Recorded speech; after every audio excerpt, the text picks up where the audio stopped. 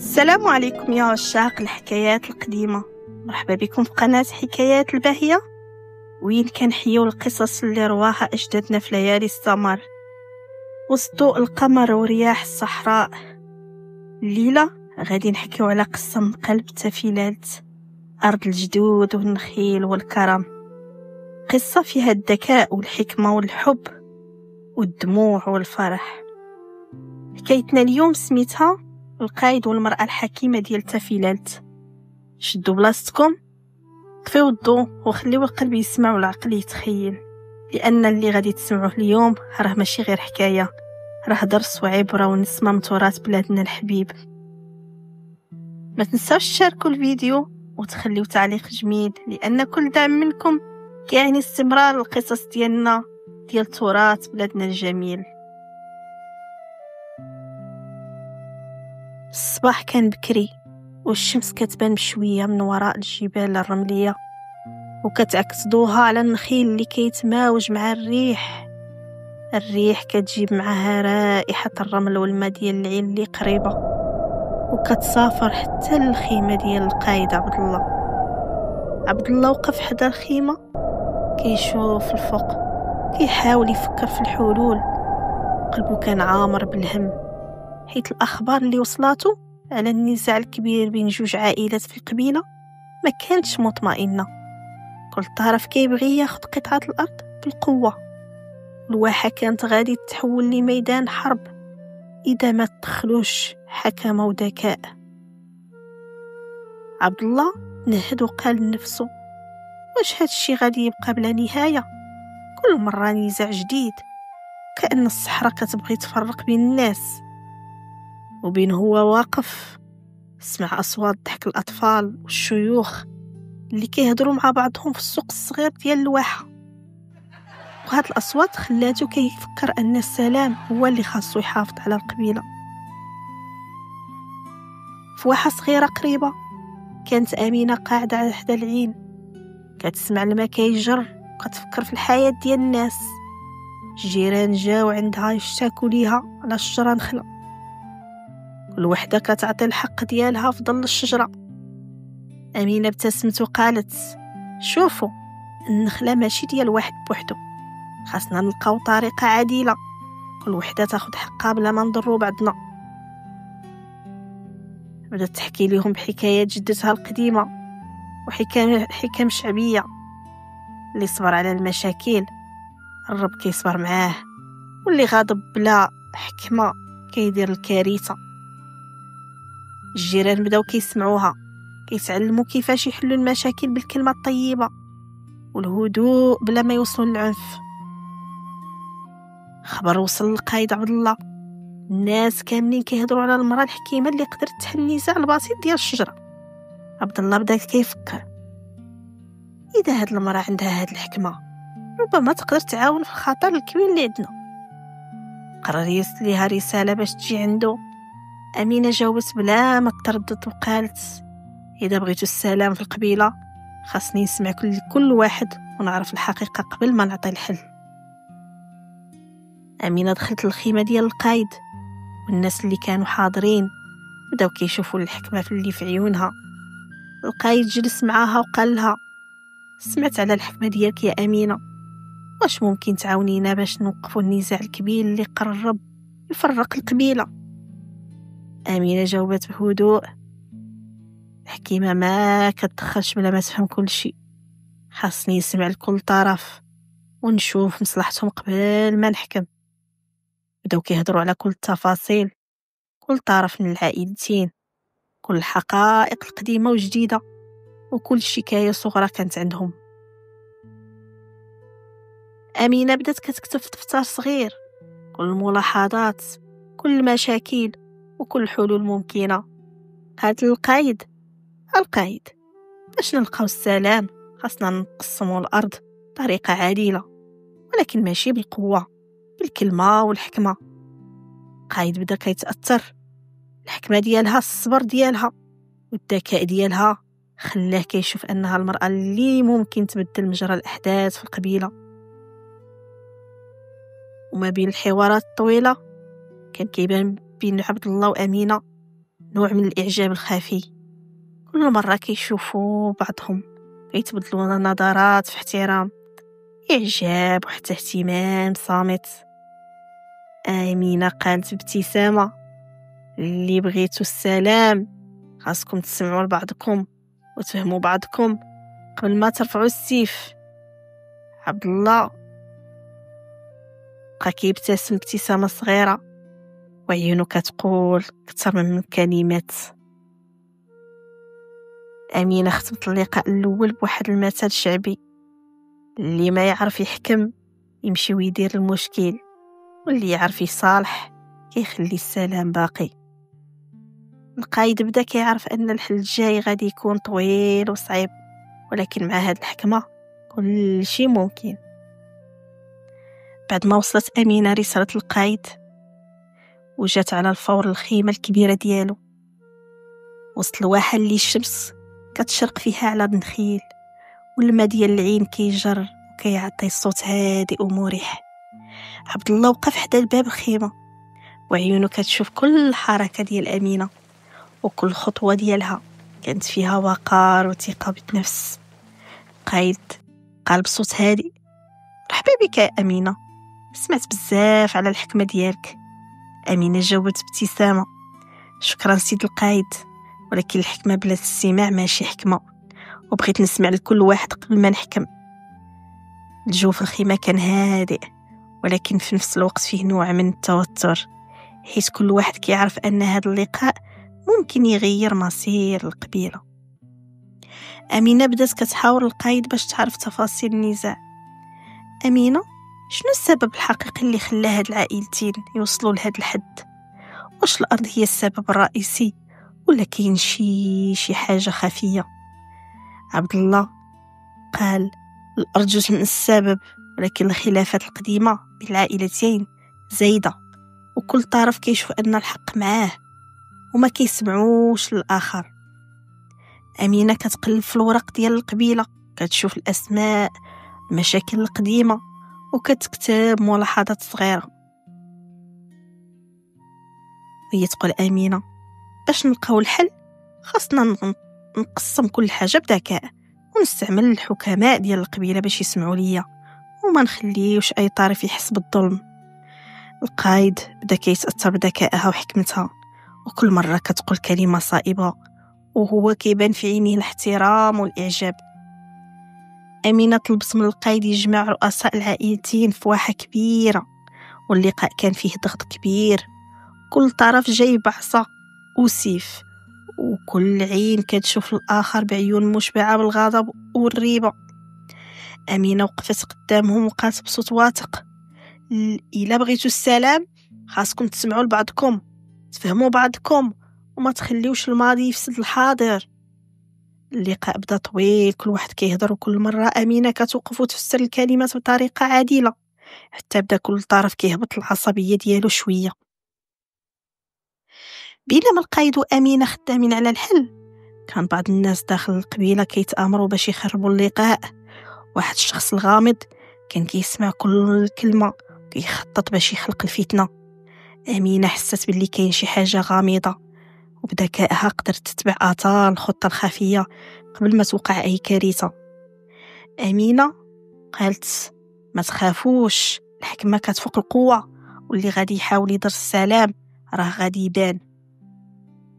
ومن بين الاجتماعات والحوارات بدا عبد الله كيعطي اهتمام أكبر لأمينة، كيلقاها كل مرة كتحل المشاكل بابتسامة وذكاء. أمينة كانت كتلاحظ الاحترام ديالو، كيتبادلوا نظرات صامتة فيها حب خفي. عبد الله في الداخل ديالو كيقول: هاد المرأة ماشي غير حكيمة، ولكن قلبها كبير وكيخلي الناس يحسوا بالأمان. كل كلمة، كل حركة كانت كتقوي العلاقة بينهم تدريجيا، والاهتمام بدا كيبان بدون ما يكون كلام مباشر على الحب. بعد طول الاجتماعات والمناقشات، أمينة بدات كتشرح خطة أولية للقايد: غادي نقسموا الأرض بطريقة عادلة، ونستعمل الحكماء اللي كل طرف كيحترموهم، ونخلي كل عائلة تشوف أن الحق معاها وما نحسوش بالغدر. القايد بدا كيشوف الصورة كاملة وقال: أمينة ما كنتش كنتخيل أن الحكمة ديال المرأة ممكن تحل مشاكل كبيرة بحال هادي. شكرا. اللقاء سالى، كل طرف مشى للدار ديالو هو حاسس بشي حاجة مختلفة. عبد الله وقف مع أمينة على باب الخيمة وقال: غادي نحتاج الحكمة ديالك بزاف، ولكن خاصك تعرفي أن كنقدر كل كلمة كتقوليها كنقدرها.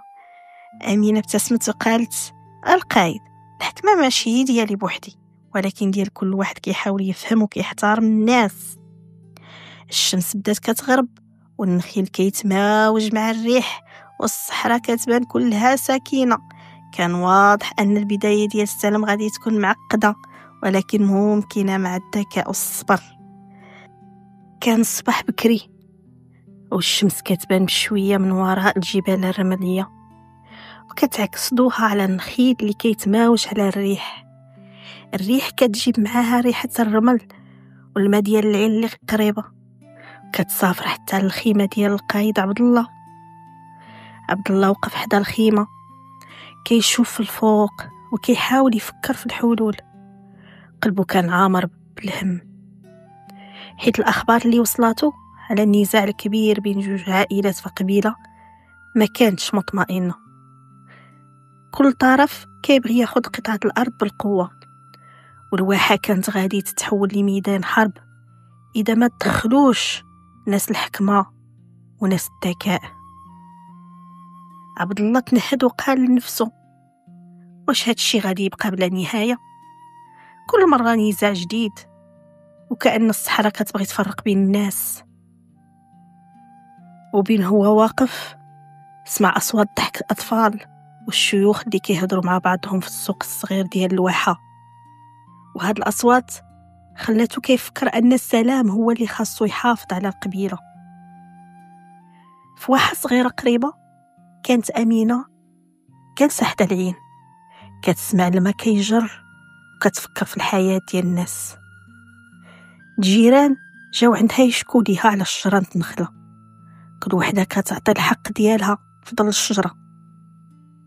أمينة ابتسمت وقالت: شوفوا، النخلة ماشي ديال واحد بوحدو، خاصنا نلقاو طريقة عادلة، كل وحدة تاخد حقها بلا ما نضرو بعضنا.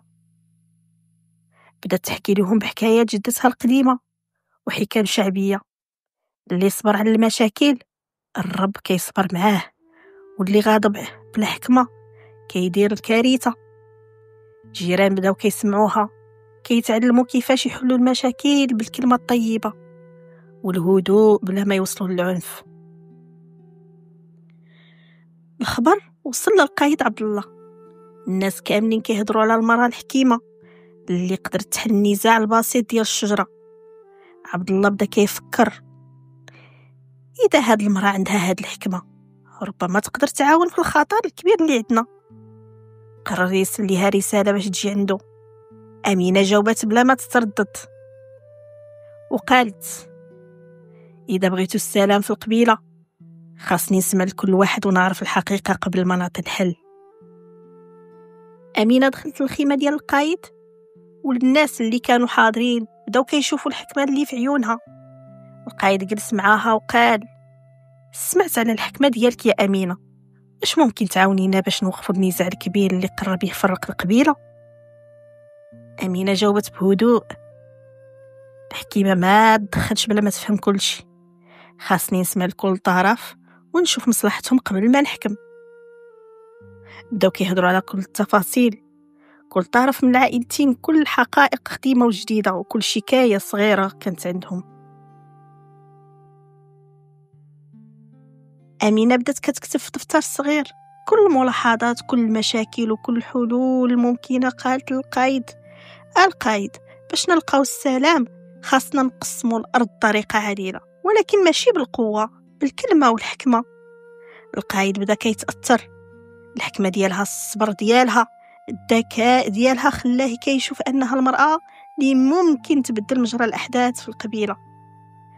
وما بين الحوارات الطويلة كان كيبان بين عبد الله وأمينة نوع من الإعجاب الخفي. كل مرة كيشوفوا بعضهم كيتبدلوا نظرات فيهم احترام، إعجاب وحتى اهتمام صامت.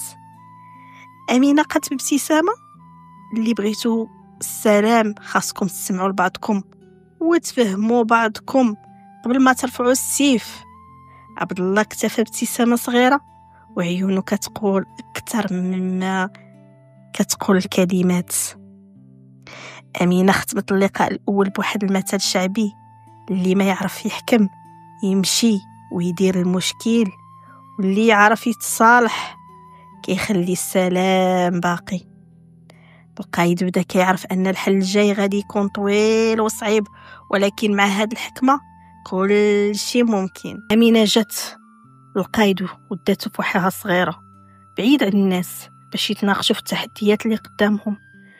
أمينة قالت للقايد: خاصنا نركزوا، العقل مهم في هذا الوقت أكثر من القوة، ولكن القلب ديالنا ما خاصوش يتخلى على الناس.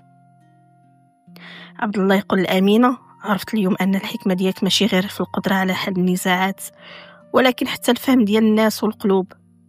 بداو كيهضروا طويل على كيفاش كل واحد من العائلتين كيحس وشنو اللي خلى الغضب يتراكم على مر السنين.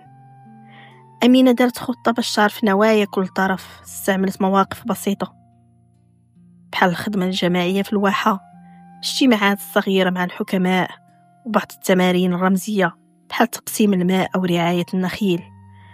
اللي صادق بدا كيعاون بلا ما يطلب مقابل، واللي باغي يخون بدا يبان. عبد الله بدا كيتعلم كيفاش يميز الناس بلا ملاحظة بسيطة. أمينة قالت: اللي قلبه صافي كيبان في العمل قبل الكلام، واللي فيه الطمع غادي يبان. واحد من الشيوخ قال موقف قديم عن النزاع: زمان واحد القائد حاول يفرق بين الناس بلا حكم، والحرب دارت الخراب في الواحة. الحكمة والقلب هما اللي كيحميو الناس. أمينة قالت للقائد: شوف، هذا الدرس من الماضي، إذا بغينا السلام خاصنا ناخدو كل درس بعقل وقلب صافي. عبد الله بدا كيتأثر، وكان كل مرة كيشوف أمينة كتزيد فيه إحساس بالمسؤولية. بالاجتماعات والملاحظات بدا عبد الله وأمينة كيتبادلوا اهتمام خاص. كل حركة، كل كلمة، كل ابتسامة كانت كتقوي العلاقة تدريجيا. عبد الله في الداخل ديالو كيقول: هاد المرأة ماشي غير حكيمة، ولكن قلبها كبير وكيخلي الناس يحسوا بالأمان، وحتى أنا كنحس بالراحة معها. أمينة لاحظت الاحترام والاهتمام ديالو، وكانت كتحس بشي شعور غريب، الفرحة والطمأنينة كيعمر قلبها. بينما القائد وأمينة كيجمعوا المعلومات ويحضروا الخطة، واحد الشخص من العائلة الطماعة حاول يعمل فتنة جديدة. أمينة حست بالمكر وقالت: راه كاين اللي باغي يخرب، ولكن الحكمة غادي تكشف كل شيء بلا ما نستعملوا العنف. بذكائها قدرت توقف الفخ قبل ما يقع، وكشفت المؤامرة قدام الجميع في الواحة، والناس تفاجئوا بالشجاعة ديالها. أمينة ختمت اليوم بمثل شعبي وقالت: اللي قلبه صافي وعقله صافي يقدر يصالح حتى اللي قلبه معقد. القايد بدا كيشوف الصورة كاملة، وبدا عنده فكرة واضحة على كيفاش غادي يحقق السلام الكبير في القبيلة بلا ما يضيع حد. الليل جا والنجوم كتبان في السما فوق الواحة. عبد الله وأمينة خرجوا حتى العين، انعكاس النجوم في الماء كيبان كأنه لوحة ساحرة. أمينة كتقول: اللي بغى السلام خاصو عقل صافي وقلب صافي، والصبر نصف الطريق. القلوب كانت عامرة بالأمل، وكل واحد كان حاس أن النهار الجاي غادي يكون فيه تحديات وفرص جديدة باش يقربوا أكثر للسلام، ولا القلب ولا العقل يكونوا مع بعضهم. قايد وأمينة كيساعدوا في التحضيرات لخطة السلام. واحد من العائلات الطماعة دار خطة سرية باش يخرب الاتفاق. كانوا مخططين يدخلوا الخيمة في الليل، يسرقوا الوثائق المهمة ويخلقوا الفتنة بين الأطراف. أمينة حست بشي حاجة غير طبيعية، قالت للقايد: القايد، شي حد باغي يخرب السلام، ولكن غادي نوقفوه قبل ما يوقع أي سوء. أمينة دارت خطة ذكية باش تكشف المؤامرة بلا ما يلاحظوها أحد. جمعت بعض الحكماء والشباب اللي كيعرفوا المنطقة، ودارت مراقبة دقيقة لكل التحركات ديال الناس المشكوك فيهم. أمينة قالت: الحكمة قبل القوة، خاصنا نشوفوا كل خطوة باش ما نطيحوش في الفخ. عبد الله بدا كيتعلم كيفاش يفرق بين الصادق والمخادع، وكل مرة كيبان ليه الذكاء ديال أمينة أكبر وأكبر من أي خطة ديال العدو.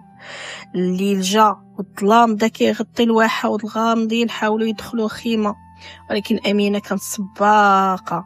مسكات بيها أحد المخربين وقالت: راه اللعب بالكلمة والحكمة أقوى من أي سيف. القايد كان واقف حداها كيشوف الشجاعة ديالها وقال لها بداخلو هاد المرأة عقلها كبير قلبها شجاع، بلاها ما نقدروش نحقوا السلام. أمينة جابت المخربين قدام الجميع في الواحة، الناس كاملين تفاجئوا والحقد والطمع بداو يبانوا قدام الجميع. أمينة تقول اللي بغى يخرب السلام راه الحكمة كتبان اليوم، واليوم صادق غادي يستمر معانا في السلام.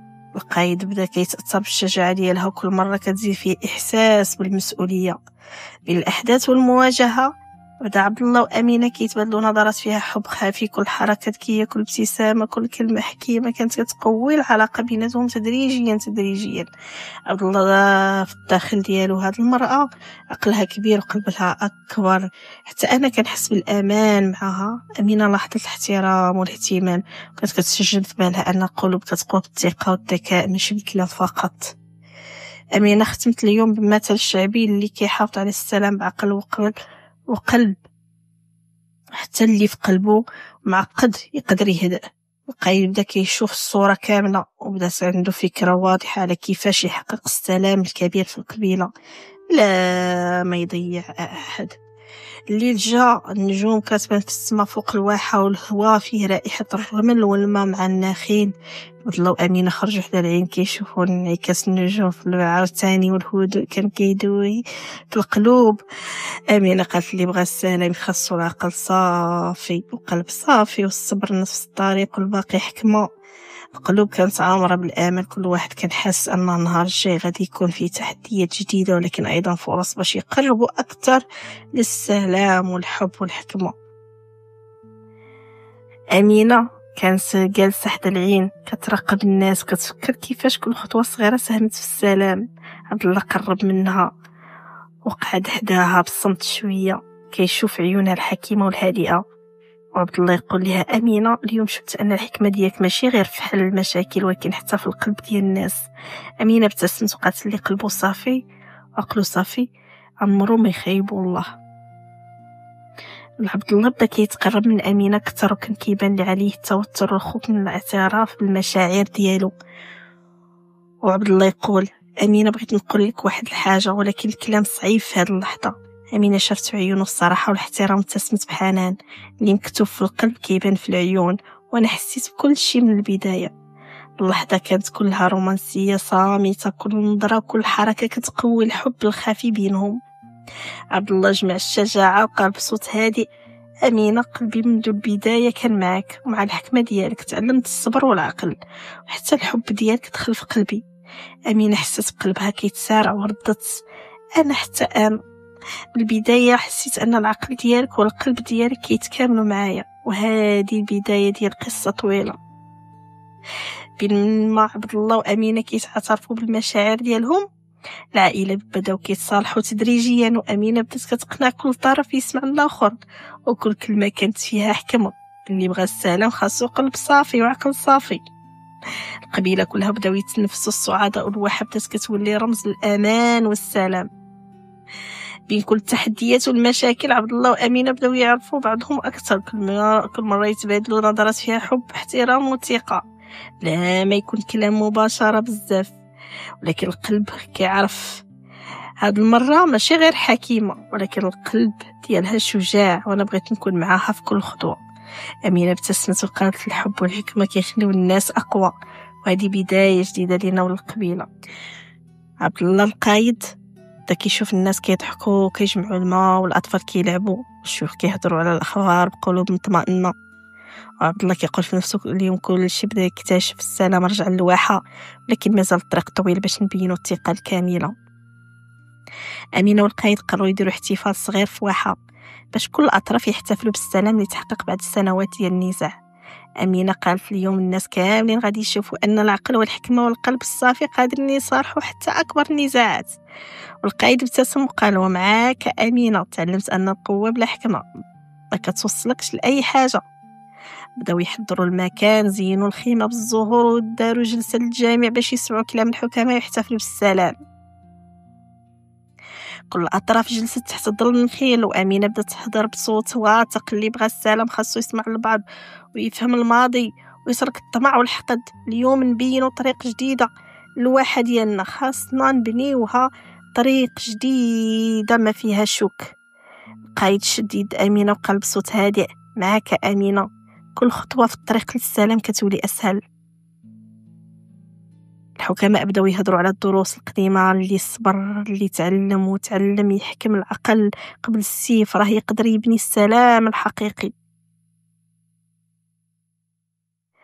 وأثناء الاحتفال بعض الشيوخ حكاو قصص قديمة على النزاعات اللي دارت في الواحة قبل سنين، وكيفاش الحكمة والصبر نجحوا باش يحلوا المشاكل.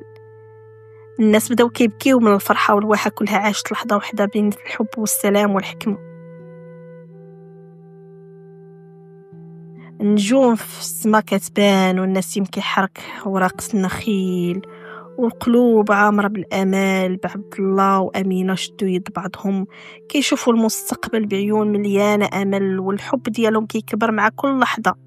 الحكاية ديال القايد وأمينة بقات ذكرى في واحد التافلات، كل واحد في القبيلة كيتعلم من الحكمة ديالهم والصبر ديالهم والحب اللي جمعهم وسط التحديات. وهكذا رجع السلام، والقلب والعقل توحدوا، والحب أصبح جزء من قصة الواحة، والحكمة ديال النساء خصوصا أمينة بقات مثال الأجيال الجاية. وهكا سالت حكايتنا على القايد والمرأة الحكيمة ديال تافيلات، حكاية فيها القلب والعقل تلاقاو، والحب والحكمة داروا سلام في الواحة. تبين لينا أن المرأة ماشي غير زينة الدار، راه عقل وفكر وصوت ديال الحكمة اللي كينقذ الناس من الفتنة والضياع. شكرا لكم اللي تبعتوا القصة حتى لآخر لحظة، ونتمنى تكون لمست القلب وخدمت العقل. ما تنساوش تشاركوا في الفيديو وتخلوا تعليق جميل وإعجاب، لأن كل دعم منكم كاين استمرار القصص ديال تراثنا الجميل. تلاقاو إن شاء الله حكاية جديدة من حكايات الباهية، حكاية مغربية دافئة فيها ريحة البلاد وصوت الجدود. ديروا بخاطر وسيروا في سلام، والسلام عليكم ورحمة الله.